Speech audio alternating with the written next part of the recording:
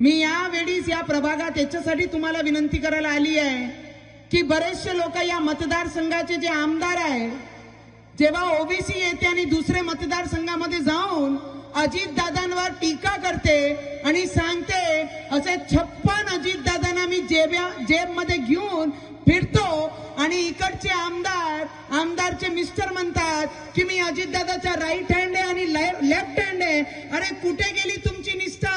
जेव्हा ओबीसी अमरावतीत येते आणि त्याच्या अगोदर दुसरी ठिकाणून ललकार देते की अजितदादा सारखे 56 माझे जेबीत घेऊन फिरते, तर आमदार मॅडमला आणि त्यांच्या मिस्टरांना, आमच्या काका काकूंना माझा प्रश्न आहे, अरे तुमची निष्ठा कुठे गेली?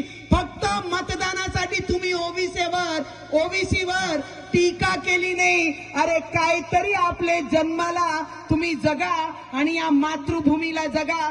डोक्यावर जेव्हा तिलक लावून तुम्ही निघता त्या तिलकसाठी तुम्ही जगा. मतदानासाठी एवढे लाचार होऊ नका. ज्या अजितदादांनी तुम्हाला एकच घरामध्ये 2-2 आमदार दिले, त्या निष्ठाला तुम्ही जगू शकला नाही, ते ओबीसी विरुद्ध तुम्ही बोलू शकला नाही, तर या जनतेला आणि नगरसेवकांना आणि नालीपर्यंत तुम्ही काय जगणार आहे? तर या आमदारावर काही भरोसा करू नका. तिथून पाकिस्तानवर ना, हे बॉर्डरवरच आहे, आपण राहतो, पाकिस्तानचंच बॉर्डर आहे ना. डरो मत, अंबा देवी भी यहीं रहती है. ये कितने भी पाकिस्तान से आवाज करेंगे ना तो कुछ होना नहीं है. और गेट से ही सब खिलाड़ी निकलते हैं, ये याद रखना. और सब गधे वाले ही निकलते हैं, छत्रपति के तलवार वाले ही यहाँ से निकलते हैं.